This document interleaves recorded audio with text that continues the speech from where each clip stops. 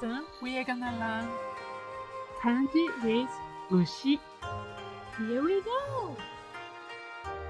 First kanji is ushi. This kanji illustrates a cow's face from the front.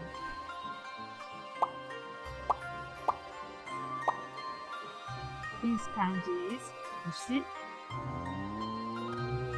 Then let's learn the definition and how to read it. The definition of this kanji is cow. Onyomi is gyu. Kunyomi is ushi. An example word is 牛乳。これに牛乳は入っていません。Next kanji is 徳。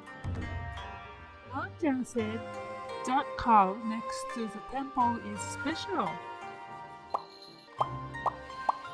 This is a modified version of the kanji ushi.